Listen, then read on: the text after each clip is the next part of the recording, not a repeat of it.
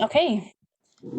Thank you so much, Dave, Sean, and Jeremy. And to everyone who has joined us this evening, thank you for your time and your dedication and your interest. We know this isn't the ideal way, of course, to engage, so we appreciate your participation and for sending in your questions. As Dave mentioned before the break, we have around 15 to 20 questions that have come through during the session. We're going to get to as many as we can, and we're going to wrap this meeting up by 8 o'clock this evening. So thank you for everyone who can stay a bit longer than the original time.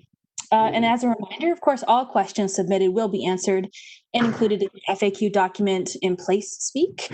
So if we don't get to it in tonight's remaining time, don't worry, your question will be answered. And so with that, let's get to your questions. And I think we just have one person, a few people that might need to be muted who are our speakers. There's got some background noise there. Okay, thank you. All right, first question directed to Dave. Why is North Cowichan's industrial annual emissions higher than Victoria's? And there was an additional comment that went with this. North Cowichan needs to get away from natural gas as an alternative energy option. Natural gas is still a fossil fuel and non-renewable. Yeah, that's a great observation, and I think it's central to Jeremy's presentation. If you see it, is one thing to keep in mind is the wedges that Jeremy shows are an indication of the scale of the kind of reductions we need to make in different parts of our economy. So natural gas, you saw, was a huge thing there, and it's not just for the people using it, it's also for the fugitive emissions, which are the components of natural gas that just escape to the atmosphere in transportation, and those losses are a reflection of just how powerful a greenhouse gas that natural gas is. Our industrial emissions are fairly heavy because we were initially a resource-based economy. We're transitioning to a less resource-based economy, as a lot of people who've been around here know. So that's probably going to be part of the longer-term story, and it's an important reason why at the end of the whole process, when we have monitoring software, we can track how our emissions are changing, because the mixes of industry types which contribute to different types of emission will also change as time goes on. So great observation about natural gas and our need to get action on that. It's, as Jeremy said, it's going to be tricky to try to affect some changes in some of the industrial users, because so many of the levers to change that reside in different levels of government. But there's incentives we can do, there's partnerships we can develop with other governments in order to make those sorts of things happen. Wonderful. Thanks, Dave. The next question comes to you as well. Why have the tons of CO2 sequestration not yet been evaluated for the MFRs? Yeah, it's an ongoing process right now with the Municipal Forest Reserve in terms of what sorts of policies are actually going to be developed in the future. And it's a conversation that's happening right now. And most of the folks watching this will know that that conversation has been held up for the time being because of other consultations that need to happen. The estimates of what we have for what types of sequestration are possible are based on hypothetical policies that we may or may not choose to develop. So we have an idea of what the range of those sequestrations are, but we don't know for sure which one might be picked. Wonderful. Thanks very much. All right, over to Jeremy. Why have housing development plans not included commercial nodes to reduce the number of vehicle trips to shopping centers in Duncan, for example? You're muted, Jeremy. It's just being polite. The way that we've addressed the development, new developments in the model is through that split that I mentioned. So the 80% going into the southern area of North Cowichan, and that 10% to Croft and 10% to Chemainus. So in terms of the new developments, we are concentrating in areas that are close to existing services. And in the model, what that translates to is more walking trips, more biking trips, less single occupancy vehicle trips. So we are seeing the emissions reductions from the distribution of the anticipated new development in those nodes. Great, thank you. And also to you, Jeremy, what are fugitive sources of CO2?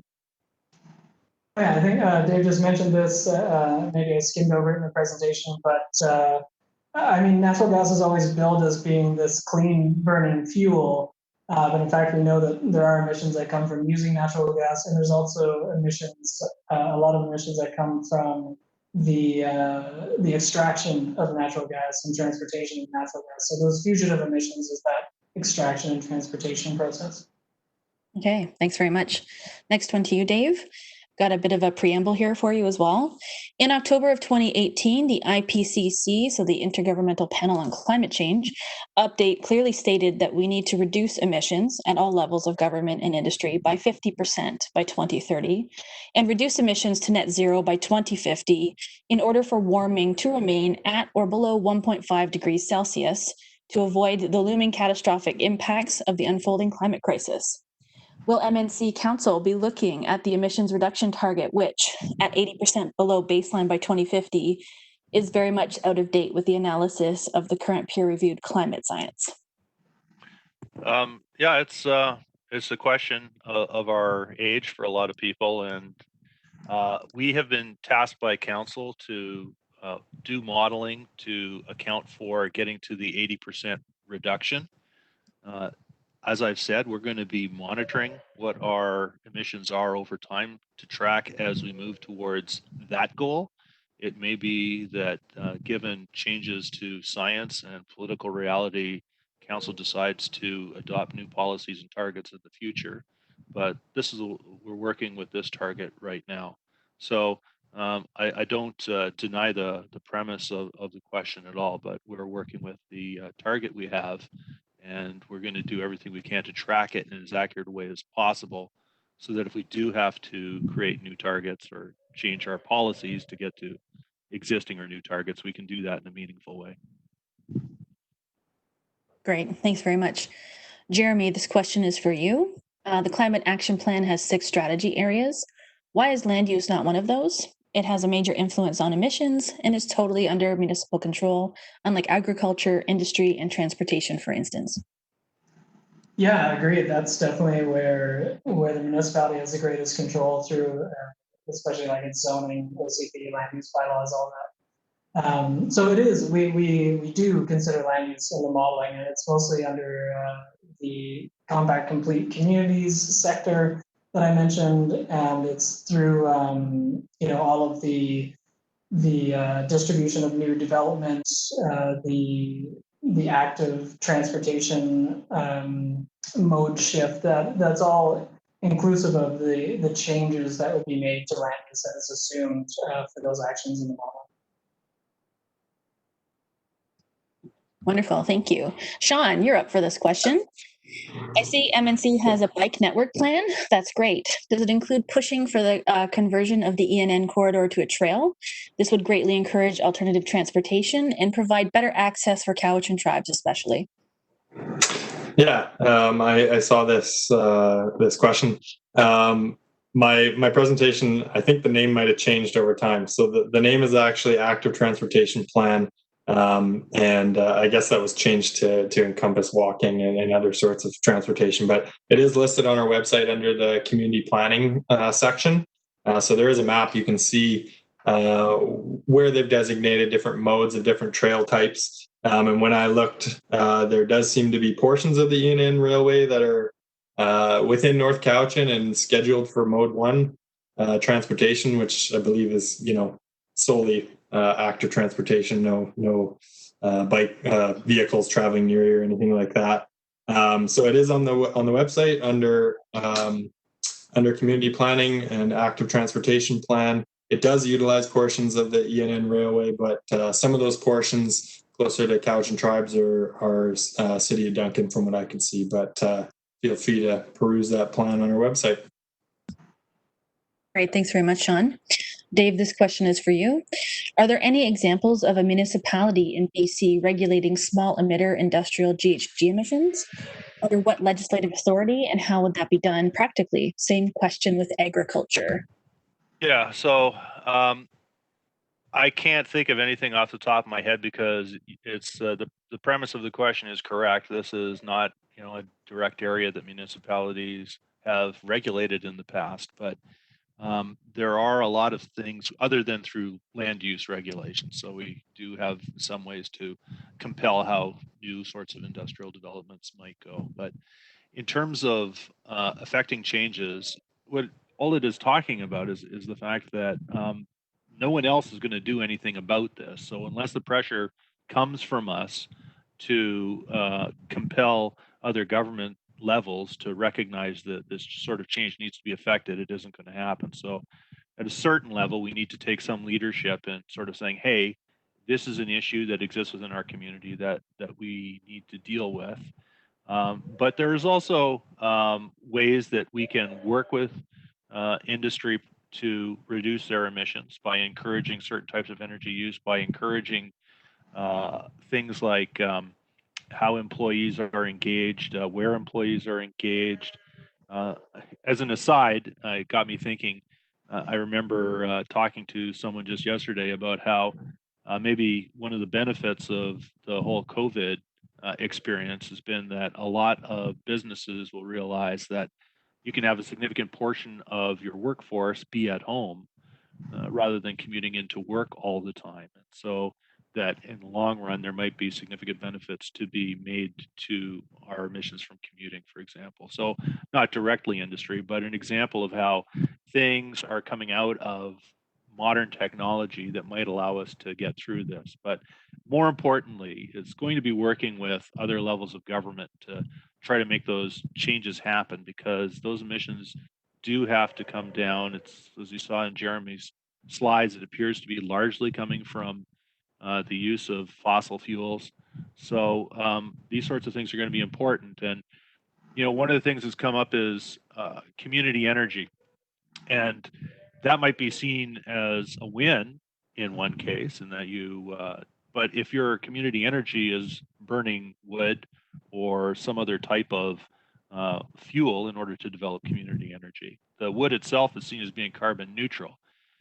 But there's a lot of folks in the community who might not necessarily be thrilled about the particulate matter that might be associated with that sort of thing. So these sorts of changes are going to be difficult discussions in some cases, and discussions which are going to necessarily involve other levels of government. So it's a big complex question, but with agriculture in particular, we thought it was really important because we have agriculture as a real centrally valued portion of North Cowichan community in terms of how we see our community and what the parts of our community we like to talk about to the outside world.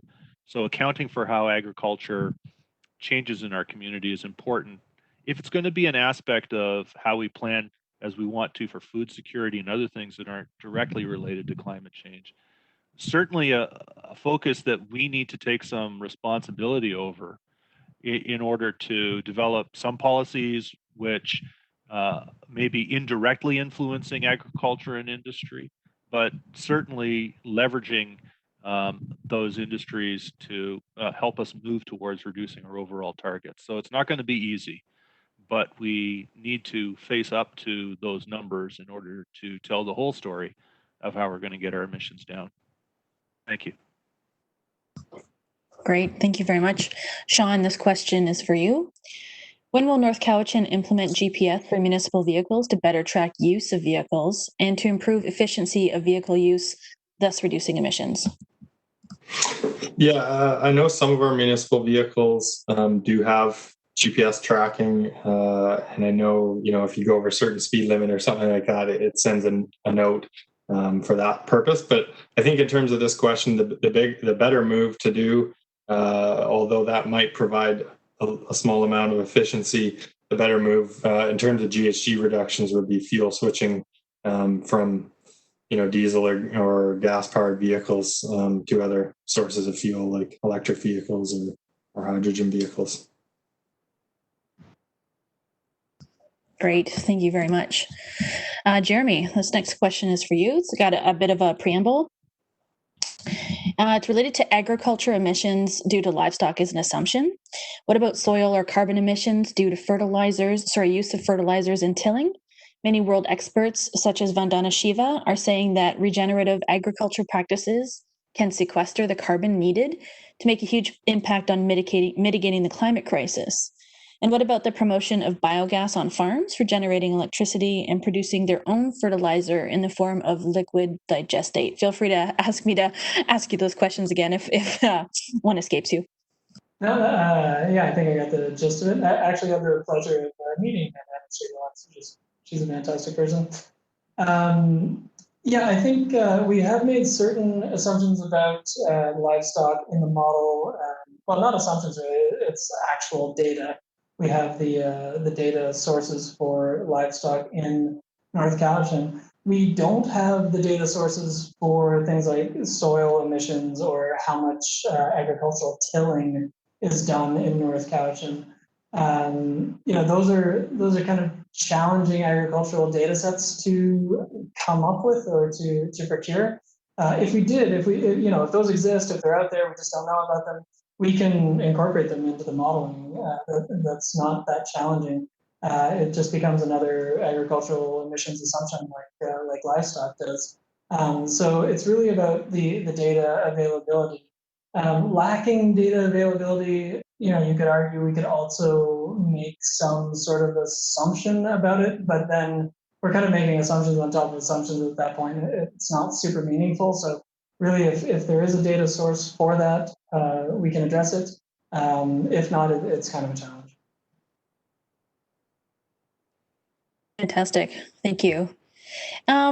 This is for Dave or Sean. What relationship does a municipality have with BC Hydro in constructing district energy systems?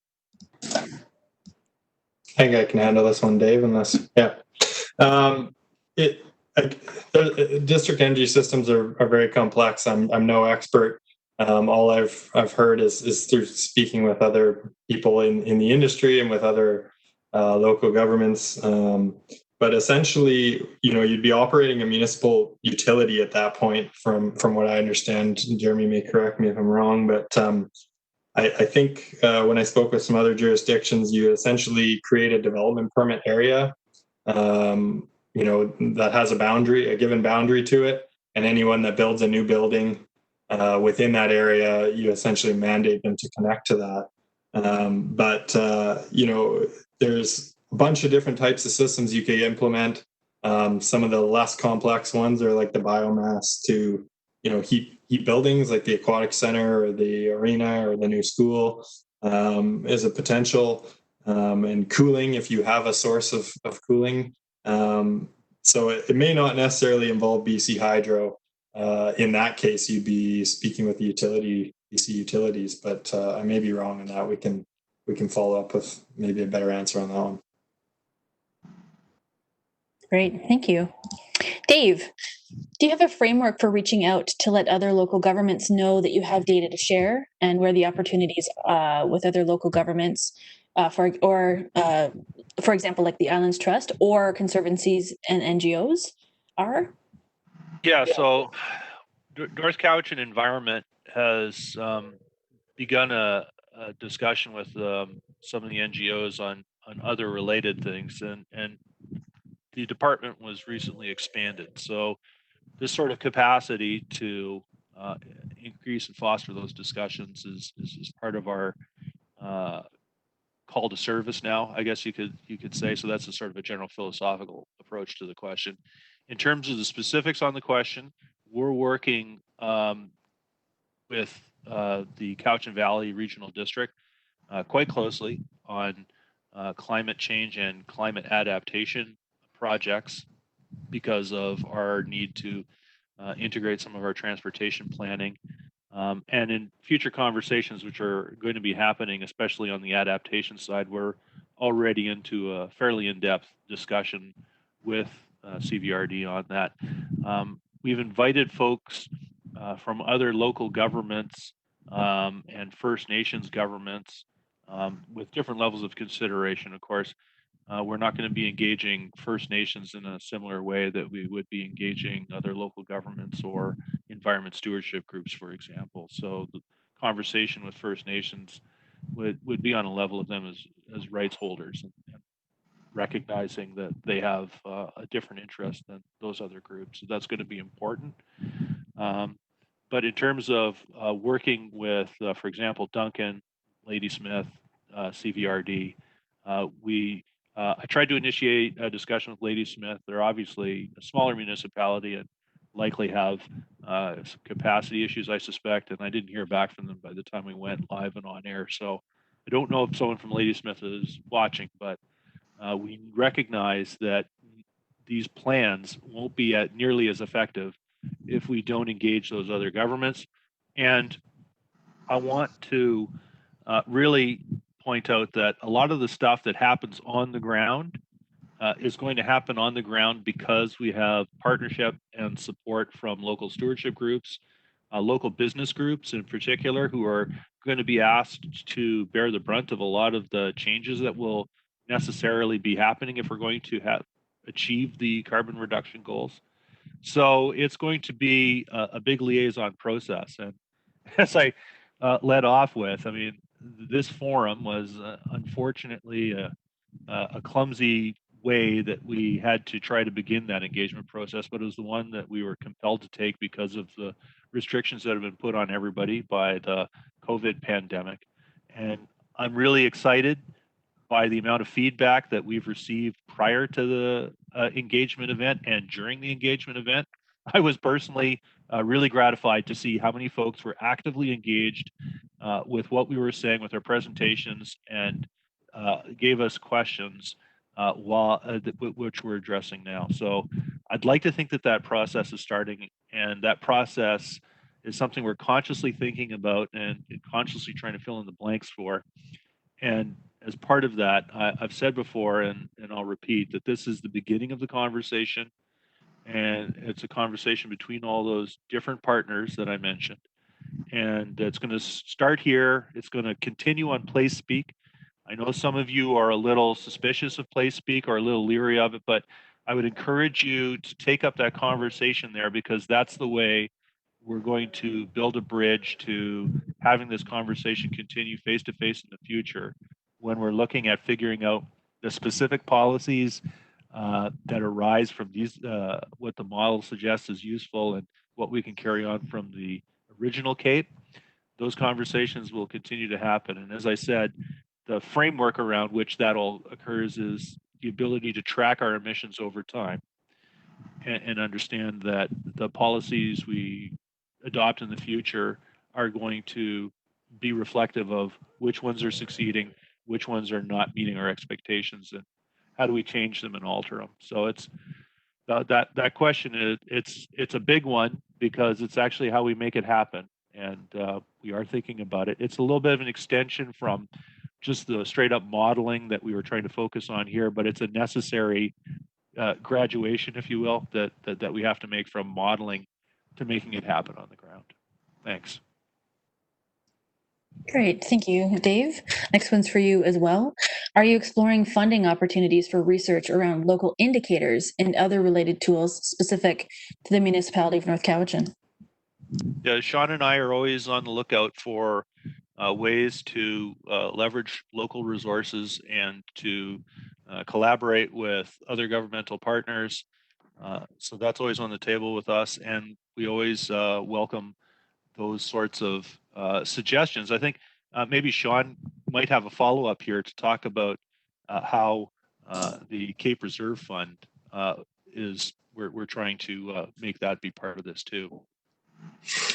Yeah, I'm assuming that they're talking about indicators of measuring success, and I wasn't necessarily involved in creating the implementation framework for the first CAEP.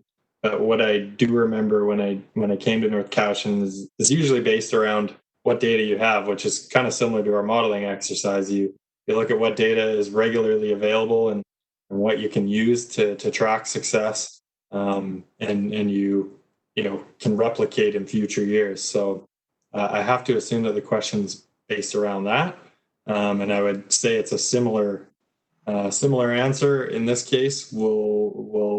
I mean, most of the data we got was from StatsCan and other sources that are replicated fairly often. So I would imagine that those indicators are going to be based off that, but certainly welcome for input on that as well. Great. Thanks to both of you. Yeah, Dave. thanks, Sean. That was a better answer. It's good to have a team with you. Dave, this is for you. For farming and forestry large emitters, are you prepared to create policy that will actually make the changes needed? And there's a follow-up comment that acknowledges that the province needs to get local agriculture on a sustainable path. Yeah, I can't make policy. I can only make recommendations for the kinds of policy options that might lead to desirable outcomes. So, I mean, obviously, if we need to consider how emissions are thought to be occurring and where we would need to have policies to affect those emissions, that's definitely work we'll be doing. It will be informed by the kinds of tracking indicators that Sean just mentioned in the previous answer, by the tracking software we talked about. But a lot of this is still evolving science. We like to think that we're better than we were 10 years ago, and I think the CAEP modeling update certainly shows that we've got a better handle on emissions. But that information will continue to change. Hopefully, less of it will change as time progresses, so that the numbers get tighter and tighter. But I'm not in the position of telling anyone what to do. I rely on our consultant and Sean's support and information from folks to help me provide the best advice I can to make good decisions for the community. I don't know, Sean, maybe you want to add to that again.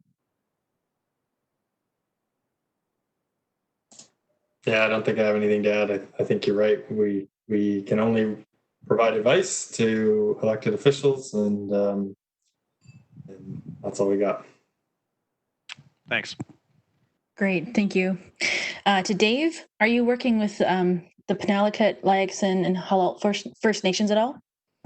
Yeah, so we're trying to engage First Nations as rights holders to the degree that we can, while understanding that all First Nations are undergoing a lot of other parallel processes that they need to work on outside of the concerns of municipal government. So it's definitely something that we're aware of and that we're trying to build partnerships with on, in my bailiwick, environmental issues, but on a range of other things as well. So I invited representatives from the 6 surrounding First Nations within and around North Cowichan, which included Penelakut, Lake Cowichan, Halalt, Cowichan tribes, and Nemeth, I think. Yeah, that's right. And Sean, maybe you can correct me if there was another one that was on the list. So we are actively seeking to engage those folks, and I'll be approaching them to engage, like I said, on a sort of a different level of discussion, because they are definitely not just another stakeholder in this discussion. They're a rights holder, and we would engage them on that level. Wonderful, thank you. For you as well, Dave, climate change and shoreline erosion. I know you're super popular here for the question. Are there shifts in strengthening the building along the shorelines of Chemainus, Crofton, and Maple Bay? So that's a good example of something that we've been working on in collaboration with CVRD. They've done some mapping of potential changes in sea level and where areas of concern would be for sea level rise. So it's something that we're thinking about, and the kind of climate adaptation work that we definitely need to be considerate of. As I mentioned, we have already experienced climate change effects, and we're going to see those continue into the future. So it wasn't a big part of today's discussion, but those sorts of things, like adapting our community to deal with longer, hotter summers with potentially more dramatic variations in high tides, is something that we're going to be looking at, because with all the diking and water issues, excess water in the winter, right, and not enough water in the summer, usually, it's definitely a management question we are immediately concerned with. And for myself personally, I have a big interest in surface water, and something that I'm always pushing for is finding ways to store more water in the winter when we have lots of it, so that we can release it in the summer to help fish habitat, to help make just a nicer place to be around, and to maybe deal with some of the other environmental issues we have in the community, like water quality on Somenos and Cowichan Lake. A lot of folks might not be aware that right now we're augmenting summer discharge in the Chemainus River in order to support the withdrawal of well water on the Chemainus River. It's a good example of how stored water actually can help with drinking water supply, but also with water that's available for fish habitat. So it's something we're really considering. And for shoreline protection, it will probably be something that comes up sooner rather than later. So we're working on it with CVRD, and it's top of mind for sure. Great, thank you. It's the era of Dave is over for the questions, and now it's on to Sean. Sean, where do you stand on natural asset inventories, and have you started to include them in your financial statements? I know that is, I believe it's in the council's strategic plan to look into natural assets. Dave's nodding his head, so yeah, I'm not speaking out of turn. So that's something both Dave and I have a significant interest in. And I would say that we've actually started some of that work. We've been working with the Cowichan Estuary Nature Center and Somenos Marsh Wildlife Society to, do constructed wetland on Beverly Street. We've done some native plants planting projects with Cowichan Estuary Nature Center along Cowichan Lake, and hope to do more of that in the future. So definitely it's on our list. But there's only so many of us and so much time in the day. So definitely on our list for future years. Yeah, I'll just add to that we just attended a workshop with CVRD to come up with ways to evaluate natural assets. And so we're actually going to maybe try to work with some folks in the academic community as well to find a case study within North Cowichan to illustrate how that can be done in a practical way, to essentially let folks understand how those natural values can be thought of as economic assets. I know it's a crude sort of transposition sometimes, but it's not to say that they have to be thought of as economic things, but just a way to translate the two different ideas. Wonderful. Thank you very much. That unfortunately takes us to the end of our time, and we have about 10 more questions or so in the queue. But as we mentioned, they will be answered, and they will be included on the FAQ document in Place Speak. I want to thank everybody again very much for coming this evening, and of course staying longer as well. We appreciate your passion and your dedication and your interest. And back over to you, Dave, for some closing remarks. Thanks, Naomi. Yeah, I'd really like to thank everybody for sticking with us through what was a new process for North Cowichan, doing this sort of engagement digitally. I really appreciate everybody's patience and perseverance, and more particularly, I appreciate the amount of time that I know a lot of you have dedicated to reading through the documents and trying to engage with us on a level I think that will make this a better product for the community and help us get to the kind of real work towards climate change policy that we need to do, and emissions reductions that I think everyone can agree we have to get to. And I just want to thank you and say good night, and hopefully we'll talk again very soon. The material will be up on PlaySpeak, as we said. All of the questions that we haven't addressed, plus the questions we did, plus a little FAQ for folks who want to just get an overview of some of the subjects, and all the presentations and video feed as well will be up there. So we invite you to look at that in a couple of weeks when that goes up. To give you an idea of the longer term plan, we're going to be reporting back to council on this engagement. And as Jeremy mentioned, the final modeling will incorporate some of these ideas and help us develop some of the ideas of policies that we're already doing to strengthen, to alter, and maybe new policies that come up. And keep in mind that we are going to be communicating with the guys doing the OCP process. That's folks in the community and other people working on staff, because a lot of this stuff, the way it happens from a planning perspective, is through the OCP.